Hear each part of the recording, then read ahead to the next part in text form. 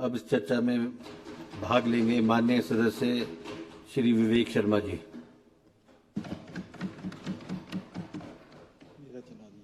धन्यवाद सभापति महोदय। जो संकल्प जीतराम कटवाल जी ने, मैं उसके ऊपर बोलने के लिए खड़ा हूं। आपने मुझे मौका दिया, आपका बहुत बहुत धन्यवाद। जिस तरह से पूर्व वक्ताओं ने जो है वो बताया, आदरणीय केवल सिंह पठानिया जी ने भी जिस तरह से बताया, काफी समय से जो है वो इको टूरिज्म के बारे में जो हम सुनते आए कि इस बार हिमाचल में हम इको टूरिज्म को बढ़ावा देंगे और इसमें नई पॉलिसीज जो बनकर आएंगी। मैं बात करना चाहूंगा कि जहां तक हिमाचल में सबसे बड़ा रोल रहता है कि हिमाचल के, चाहे वो शिमला था, चाहे मनाली, या धर्मशाला, जहां पर टूरिस्ट जो पंजाब का है टूरिस्ट जो अब और बाहरी राज्यों का जो टूरिस्ट जब आता था, तो यहाँ पर क्यों हिमाचल का स्नोफॉल को देखने के लिए ये हमारे पहाड़ी इलाके थे। मैं समझता हूं कि हिमाचल में अब जो हमारी लोअर बेल्ट है, जैसे भाखड़ा डैम हमारा जो है वो विश्व के मानचित्र के ऊपर भाखड़ा डैम है, मगर उस डैम के साथ लगती गोविंद सागर लेक जो है, जिसका बहुत बड़ा पार्ट जो है आज कुटलैहड़ में है। और वाटर स्पोर्ट्स को जो बढ़ावा अगर हम देते हैं तो कहीं ना कहीं जो है उसका हमें बहुत ज्यादा फायदा हो सकता है। और इको टूरिज्म के माध्यम से जो है वो इस चीज को जो है वो बढ़ावा दे सकते हैं। आपने देखा होगा कि पंजाब में हर स्टेट ने अपने कल्चर को बढ़ावा देने के लिए, चाहे इको टूरिज्म के माध्यम से, चाहे किसी न किसी माध्यम से, चाहे अपने ट्रेडिशनल फूड को लेके उन्हें बढ़ावा दिया। अगर हम पंजाब में देखें तो पंजाब ने में एक रेस्टोरेंट्स में हवेली कॉन्सेप्ट आया, और जहां पर जो पंजाब के लोगों ने जो देखा हवेली में जाकर उनका पुराना जो वहां पर उनके ट्रेडिशनल थे उनको वहां पर देखना हुआ, और वहां पर जो हवेली का एक बहुत बड़ा जो है नाम हो गया। राजस्थान में चौकीदानी का बना, और वहां पर भी एक उन्होंने अपना एक स्टेट का कॉन्सेप्ट जो लेकर आए और उसमें बढ़ावा मिला, और उसी चीज को देखते हुए जो है टूरिस्ट बाहर से वहां तक पहुंचा। हिमाचल में भी जिस तरह से अभी त्रिलोक जम्वाल जी बात कर रहे थे, यहाँ पर बिलासपुर में मक्की की रोटी, सरसों का साग और जो छोटी छोटी शॉप थी जहां पर लोग जाते थे। मगर मैं समझता हूं कि इको टूरिज्म आज हिमाचल में बहुत ज्यादा जरूरी इसलिए हो गया है कि कहीं ना कहीं जो हमारा बेरोजगार युवा है, अगर हमने उसको रोजगार देना है तो इको टूरिज्म के माध्यम से जो है वो बहुत ज्यादा रोजगार के साधन यहाँ पर जो उत्पन्न हो सकते हैं। और इसमें अगर मैं देखूं तो जो हमारा गोविंद सागर डैम है, मेरे क्षेत्र में जैसे हमारे पुराने महल हैं, हमारे पास हिस्टोरिकल बिल्डिंग्स हैं, जिनको हम जो है वो इको टूरिज्म में जो है वो कागजों में तो हम उनको बढ़ावा हर बार दे रहे हैं, मगर धरातल के ऊपर उसके ऊपर कुछ हो नहीं रहा है। कुटलैहड़ में किला था, उसके ऊपर हर बार मैंने भी देखा पूर्व सरकारों में जो है वो बार बार बात की गई किलों का जीर्णोद्धार किया जाएगा, उनको जो है वो सुंदर बनाया जाएगा, मगर आज तक उसमें कुछ हुआ नहीं।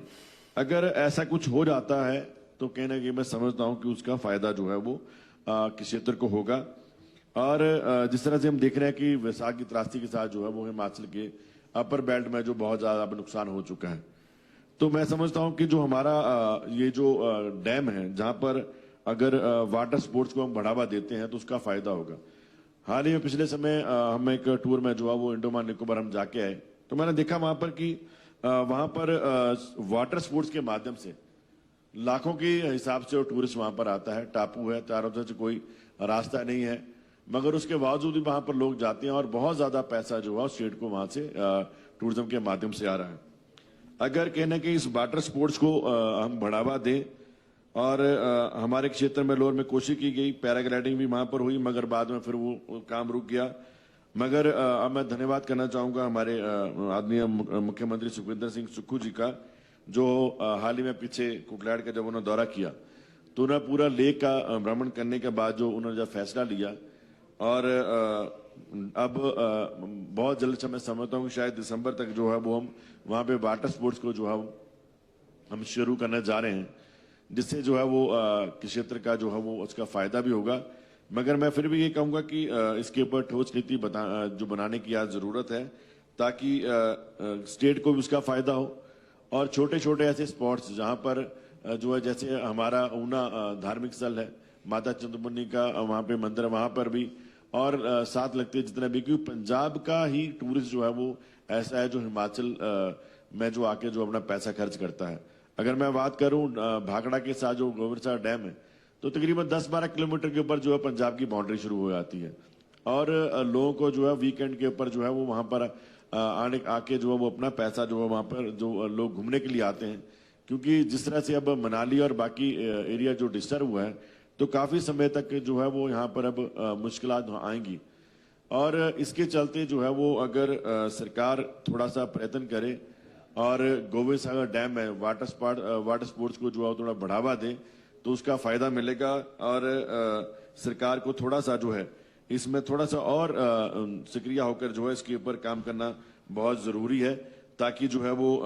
वहां पर जो है, क्योंकि देखिए बड़े बड़े स्थान, बाबा बड़वाल सिंह का स्थान वहां पर है, पंजाब का बहुत बड़ा श्रद्धालु वहां पर आता है। और यहाँ पर एक ऐसा गुरुद्वारा है जहां पर बाहर से जो है वो लोग आते हैं और अपना पैसा समेट कर चले जाते हैं। ऐसे स्थानों के ऊपर जो है वो हम जब तक जो है वो इको टूरिज्म के माध्यम से जो है उनको प्रमोट नहीं करेंगे, तो मैं समझता हूँ उसका फायदा नहीं होगा।